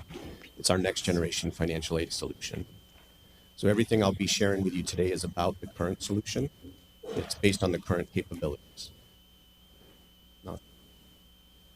So Dr. Hudson has introduced the Oracle team in attendance, but for our time together this morning, I'll describe the solution, talk about the improvements to the student experience that can be expected, how it impacts outcomes, how this fits into the longer strategy, the longer term strategy, and the expected business benefits for families. So SFP is a cloud-based financial aid system that manages each student's financial plan individually, automatically, and in real time. This provides them visibility into their entire program, supporting better informed financial decisions and optimizing outcomes. The solution was developed with the student as the primary focus. An example of the level of automation that we bring that's typical, the manually intensive repackaging process that today would require between 20 and 30 minutes of effort is completed within seconds without any manual intervention in the system, freeing up those resources to be more student focused. The depth of automation also improves compliance by removing the manual work required by the current technologies. This is being used both as an upgrade to the current Campus Solution software that's being used by about 450 customers here in the US, as well as providing a bridge to the future student cloud solution that will replace Campus Solutions as mentioned over the next 10 years. Recently, the solution is being implemented by institutions such as the University of Phoenix, Butler University, National University, Northwest Mississippi Community College, Rutgers, Michigan State, and Penn State, just to name a few. Data across the United States illustrates just how important financial aid is to students. There's $1.5 trillion of outstanding student loan debt, and students continue to borrow at a pace that's much more than they should. Being able to provide students with a more accurate and complete financial aid package more quickly, along with timely information when making those borrowing decisions, has a dramatic impact on the outcomes. These next two slides, for the sake of time, I won't spend a lot of time going over. They just include some of the benefits of the solution. We can skip through this one as well. I mentioned earlier that the product is both an upgrade to our existing Campus Solutions FA module as well as the foundation for our student cloud going forward.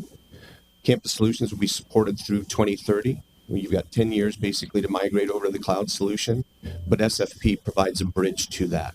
And customers can take advantage of all of the enhanced capabilities this solution delivers today without undertaking the full student system migration, but with the knowledge that this investment will be leverageable beyond 2030. This is also just one part of a much larger Oracle set of solutions for the higher ed marketplace that are designed to incorporate advanced technologies to make your operations more efficient. Based on our interaction with the FAMU team, industry benchmarks, and expected impacts on the current financial aid process, we expect the business benefits of this type of an initiative to approach $850,000 a year with the annual cost of around $340,000. Thank you very much for your time this morning. We'd welcome any questions you may have. Thank you very much. And will you guys be around this afternoon to answer questions as well? Perfect. Yes. Are there any specific questions of Oracle right now? Again, we're going to take this up again in Trustee Moore's Budget, Finance, and Facilities Committee as an action item for approval of the funds. But this is a very important, obviously, aspect of student affairs as it impacts a number of our metrics, as was previously mentioned. The only question I have is how long will it take to fully integrate and for us to actually realize the savings on this platform? So the product comes delivered with an integration to Campus Solutions. So the actual integration doesn't take much time at all. The configuration of the system will take between 6 to 9 months for full rollout.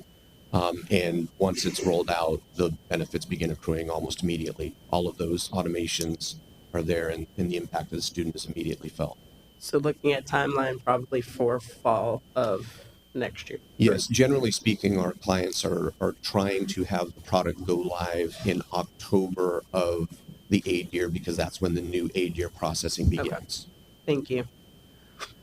Any other questions, comments, concerns? We are slightly over time, but I am happy to end on a very good note. I'm sure all of our students will be happy to hear that we are making major upgrades to our financial aid system and that the process will become much more efficient, much less of a hassle. We've seen on multiple customer service surveys that financial aid continues to be one of our sticky issues, and so we are proactively addressing that and should have that ready to roll by the fall. So that is amazing news. If there is no other business, Trustee Upper? I just want to commend Dr. Hudson and the team for this initiative. This has been a pain point for as long as maybe FAMU has existed. So this reaches and touches on so many metrics and the student experience. So thank you for the foresight with this initiative. Thank you. And thank you to the whole team for putting this sort of marathon of a presentation together. I know it was a lot of information. I'm glad we got you early. And there being no further business, this meeting is adjourned.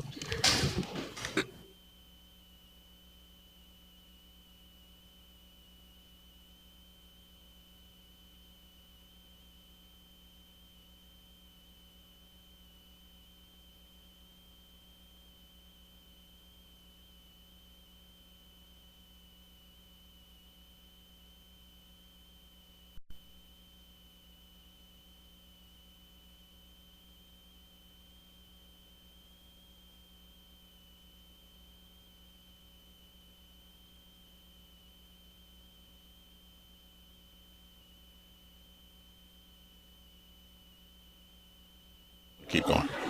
Everyone, if we can reassemble, we want to move into the next committee. Dr. Wallace, could you approach the podium, please?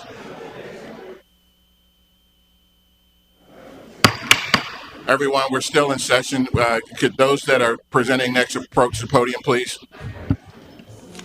At this point, I'd like to move into the next committee, which is the Special Committee on Athletics.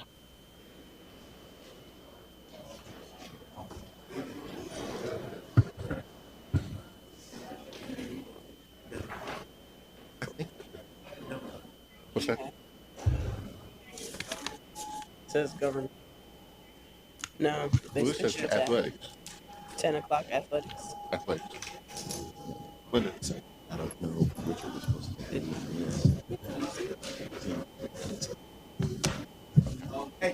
You're good? Okay. Okay. At this point, we are ready to convene the Special Committee on Athletics. Dr. Janine Boston, will you please call the roll? Yes, sir.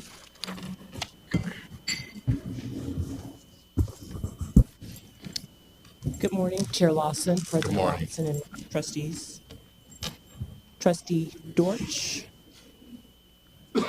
Trustee Lawrence. No. Yeah. Are they on the phone? He's on the phone. No. Do you not?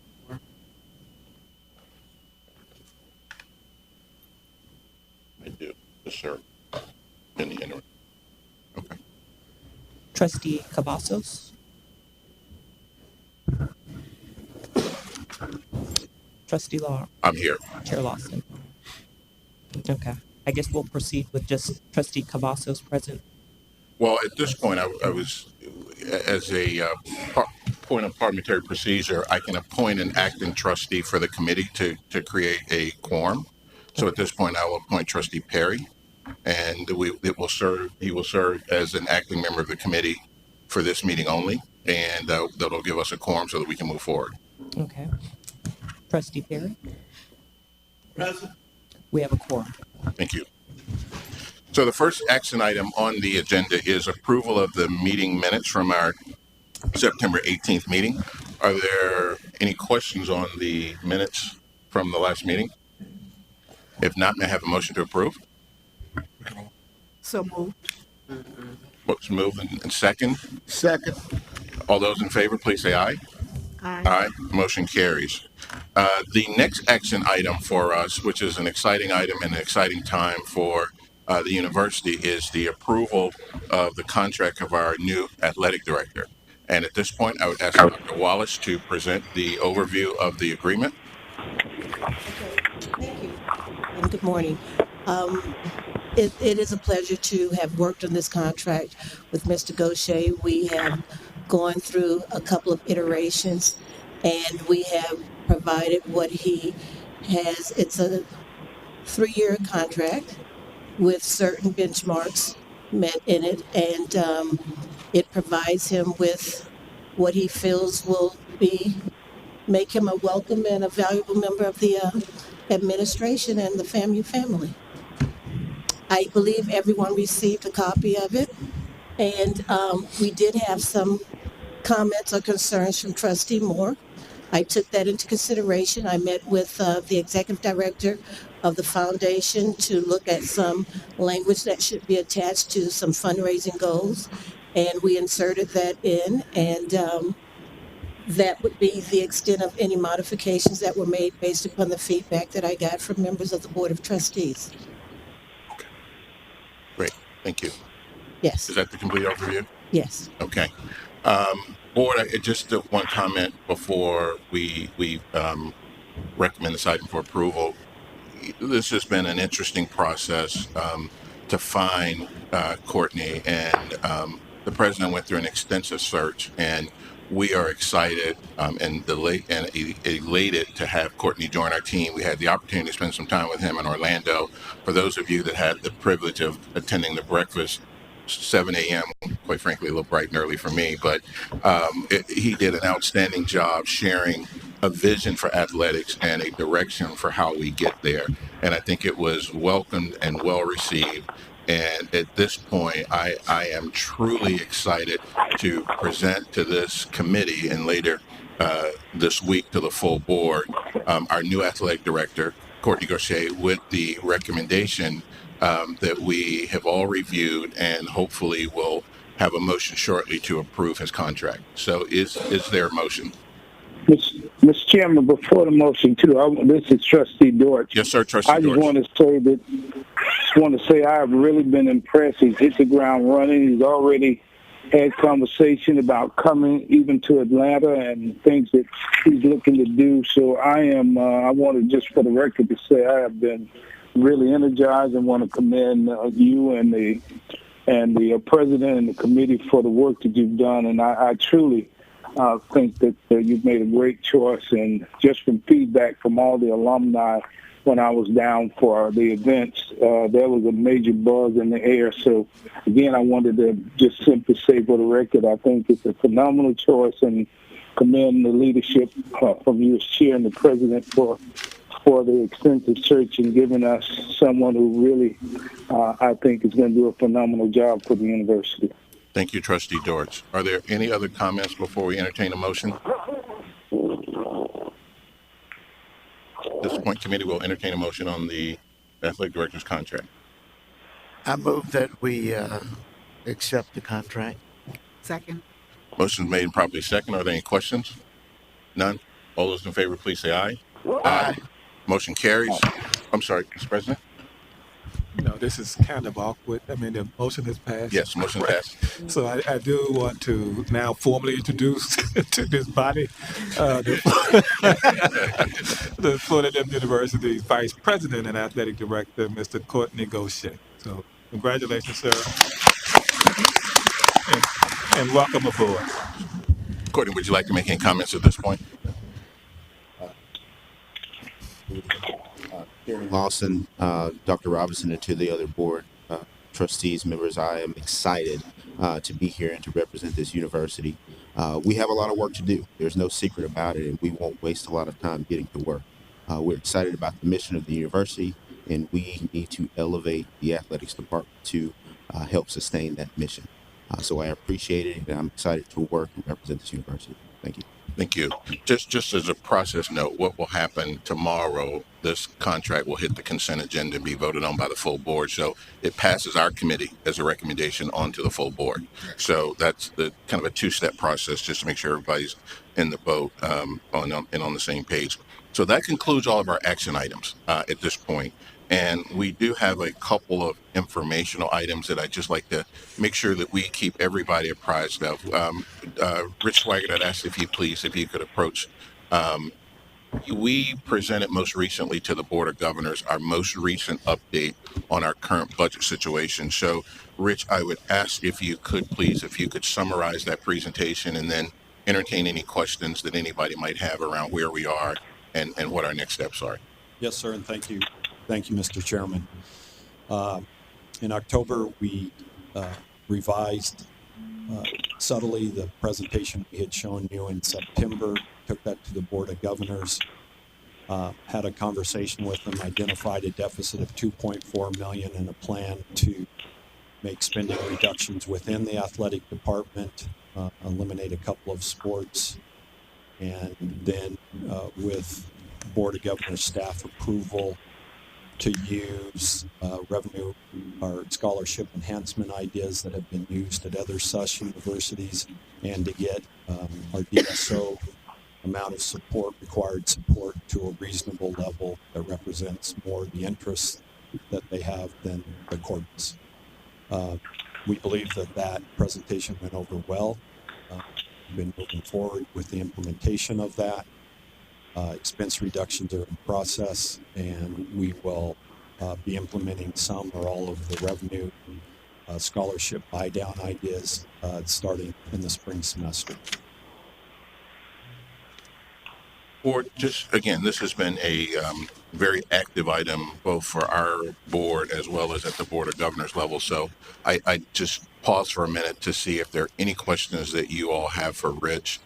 Just as an informational item, there was an additional need for within this gap closing plan for $300,000, and I went before the foundation board 2 Saturdays ago to present that opportunity. And good news is they approved the disbursement of the additional $300,000 to close this $2.4 million gap, with the $800,000 that Rich spoke to around staff reductions, the $1 million scholarship buy down, the $500,000 DSO investment, and then the small investment from the other DSO support organizations.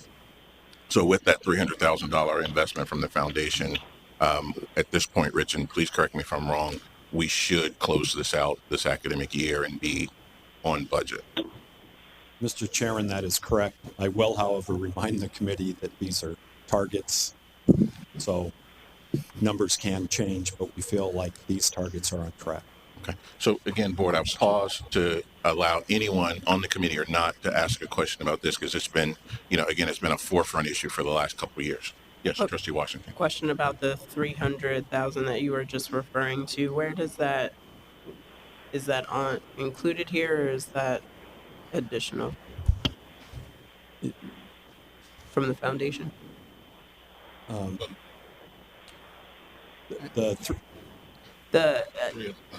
Chair Lawson just mentioned that he went to the foundation and asked for an additional 300,000. I'm wondering where that shows up on this spreadsheet. Is that the loan repayment? It's in the five. So it's a part of the 500 that is showing under direct support organization. So it actually comes out to the loan repayment amount is about 298,000. So it's rounded up to 300,000. And Chair Lawson asked, and the foundation board approved an additional $300,000. And then there is also dollars that have been set aside for Coach Willie Simmons' salary that's in there, which is $130,000. thousand. So it actually comes up to a little over 500,000, but he was able to get, when that slide was done, he had not asked, nor had the foundation board approved the $300,000 ask. So will that show up? Where will we see that? We've had issues about money coming from and being in different places and not showing up, and we see it sort of delayed. So that, I guess, my fundamental question is, where will this show up on the ledger, and is it? So now that it has been approved by the foundation board, we will get a invoice from the controller's office to then transfer that additional $300,000 to the athletics budget. One point of clarification I do want to make, Dr. Friday Stroud and Rich, while we're all together, is the coach's salary is not included in this number because the National Alumni Association and others have owned that. So that's not included in this number. His over and above the state allowed salary is not included in this number. So where do we see all of those dollars? Like, is there a place where we actually see? Yes, so the foundation office makes transfers to the controller's office such that it hits the athletics budget. So when we see the next sort of athletics budget recap, it will have all of those things in it? Because Yes. it is not. So in this prior years. what was when this is what we approved before. Yes. Right, and when this slide was done, these were projected places of where sources would come from. Yeah. Since those projections were done, the foundation board just approved Chair Lawson's ask for an additional 300,000. So now we'll be able to give more definitive numbers and then actually make those transfers to the controller's office to hit the athletics budget. But I just want to be like really, really clear that today, the over and above the state allowed salary for the coach does not appear in this budget. And nor does the additional 300 that you just asked for. It's not yet here. Yeah, well, it's in the 500, okay. Right? But I just want to make that really clear because in most athletic programs, there is an over and above payment for the coach, and it comes either from foundation or other sources. But I know in this case, when we voted in Tampa on the budget, it was not included. I'm going to make sure we continue to note that it's not. It was not included in that extra $300,000 that was asked. Okay. Yes, sir, Mr. President. Maybe Rich, Mr. Chairman, will clarify this. I want to make it clear that none of the coach's salary comes out of E&D funds. Okay, so the only question was what were those other sources, and some of those other sources were the Alumni Association and so on and so forth. So, but all of his salary comes from non-E&G sources. Trustee. I was just gonna see if I can get like a breakdown of the scholarship buy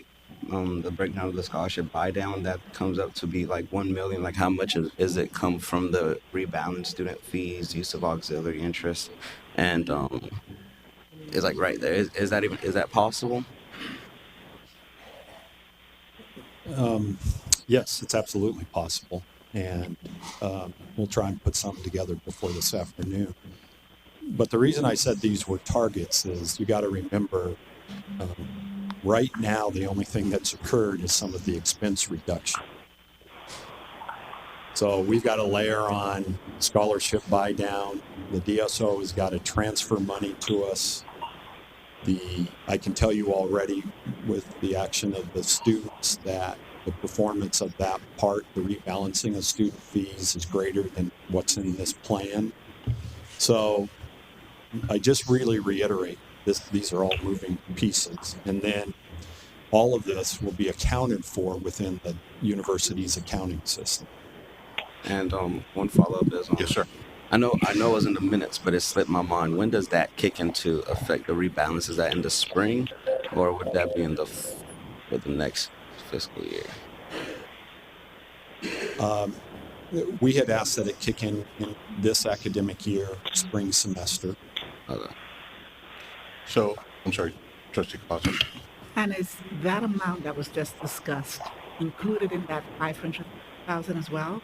Those, in the million. It's in the 1 million. in the 1 million. Yeah. Okay. Yes, ma'am. So the 1 million has okay. three components to it. So Rich can detail. So those 3 bullet points, he can detail the dollars associated with the million. that tie out to the million. Okay, and the $300,000 that's being transferred, I think Chair Lawson, you Yes. mentioned that that's going to satisfy the debt of the 2.4. Yeah, so all of those things Explain. collectively, the staff reductions, the scholarship buy down, which has three components, the support from the DSO, which is the foundation, and then the small level of support from the other support organizations get us to the point of closing out and zeroing out the 2.4 million. Now, to Rich's point, and he keeps us true to this, there is some movement, meaning, all the expenses hadn't come in yet, all the revenues hadn't come in yet. We haven't collected the final numbers from the Florida Classic. So there'll be some movement back and forth. For example, this 2.4 may go down slightly, may go up slightly. So that's anticipated in any budget this size. But I think the difference here is the balancing is not based on an aggressive fundraising plan as it has been in the last 2 years. It's based on dollars that are more within our control. As opposed to, a lofty fundraising goal that for various reasons we weren't able to achieve. So do we have dollars amount with respect to the Florida Classic? Has that been provided? I'm sorry, say it again. The dollar amount for the Classic? We have an estimate of what we think it will be. Yes, but because there's a lot of reconciliation between tickets, sponsorships, et cetera, that take place post that game. We won't get that money until late spring. The dollars from the Florida Classic, from the consortium, doesn't come in until like May, so late spring, early summer, because they have to do all the reconciliation of all the dollars that came in, all the tickets that were sold, all of the expenses associated with it. And then after that, the proceeds are split between FAMU and Bethune-Cookman. Mr. Chairman, also, perhaps Trustee Cavazos, I can clarify something because the 2.4 million is the sort of the fiscal or the annualized debt for, the gap for this year. Right. So there's $300,000. The one is the $300,000 that's in that 500K that the chairman, that was approved by the Foundation Board of Directors.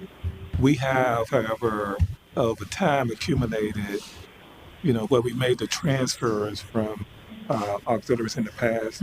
And so we owe ourselves something on the order of 8 or 9 million. And that $300,000 payment that you see right there is to satisfy those auxiliaries to reimburse them. So there's two different things going on there. Both $300,000 are, however, coming from the foundation. We committed to that repayment plan in 2016. And so far we haven't missed a payment. Yeah, and also included in here, just for everyone's information, and the question didn't come up, but I'll answer it. The potential penalty that we have to pay to the NCAA is already included. We also already included monies for leave payouts if individuals leave the athletic department. We anticipated a number that's already baked in here as well, which we hadn't done in years past. This is, with Rich's help and a lot of other people working really hard back here, this is probably the cleanest we've been as far as really understanding the number in a long, long time. But at the end of the day, it's up to us to really do the very best we can to manage to this number, because unfortunately, last 2 years in a row, we've reported out a number, and then at the end of the day, we've reported out a different number. So it's really important for our own credibility that we manage to this number. And we've had, you can see on the top line of this 800, we've had to make some tough decisions, including removing 2 sports, from the competitive landscape in order to get to these numbers. And that's not easy. That's not a good thing to do. It's not something we wanted to do, but it was needed in order to manage to this number. And like I said, 10 million on a $400 million budget is not a lot, but at the same time, it becomes a credibility issue when we continue to say one thing and then something else happens. So it's really important that we do our best to live up to these projections and the numbers that we've shared with the Board of Governors. Sports that were eliminated, was there substantial saving there? There was a modest savings, call it in the low hundreds of thousands of dollars. And honestly, if I could speak openly, we'd love to, if we can crank our fundraising machine up in the future years, bring those sports back. Those athletes deserve an opportunity to compete as well. But we had to make tough choices to get to this number. Rich, did I miss anything? No, sir. I just, whenever you're adjusting a current year budget, people sometimes look at these numbers and consider it the budget. We're creating a glide path down to a balanced budget. And then the real outcome that we're all hopeful for is with Mr. Gaucher and the great work that the foundation does, that money that's raised improves sports for this university, not pays debt. That's really what we're after. Because, the reality is we have cut our way to a balanced budget, but that's not sustainable. We really need to work on building a sustainable revenue generation model. And that's a big piece of what Courtney is here to do, help us do. Because I think over the last 2-3 years, we've really cut our way to this number. And I feel like we've pretty much cut to the point now that, there's not anything else left to cut. So now we have to figure out a way to generate revenue. Yes, sir. Just one comment. As you said, we've cut to the bone. If we want to continue to have a championship caliber football team, basketball team, and other teams, we're going to have to raise money. No ifs, ands, and buts about it. And our alumni and friends of FAMU are going to have to step up to the plate. It's one thing to go purchase a ticket to the game and enjoy the games. But in order to have those teams, folks are going to have to start digging deep and writing checks. And that's the only way it's going to happen. Agree. Trustee Washington? No. Okay. So, Board, I know we probably belabored this one a little bit more, but again, it's been a hot topic, and it's been a hot topic at the Board of Governors office, and I just want to make sure that you all understand the work that the team on campus and our team has done. If any of you are interested, we have the update with the Board of Governors. Rich, what is it, December? It's in January, sir. It's been moved out to January. There's one in December.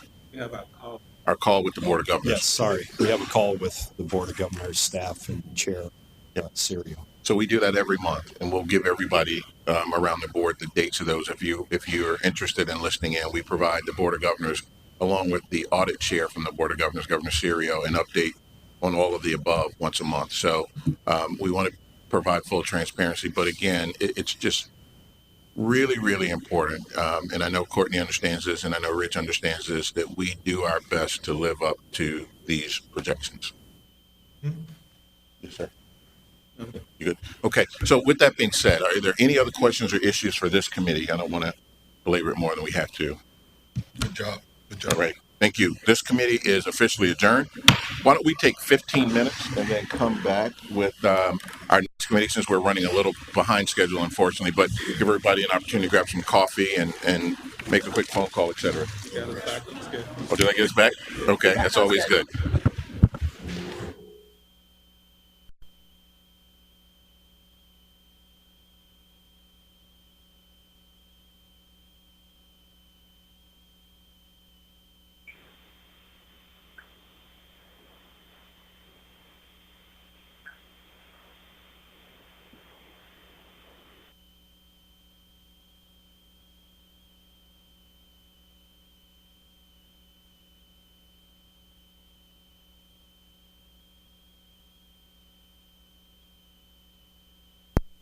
Thank you for joining us for FAMU's Compliance and Ethics Week.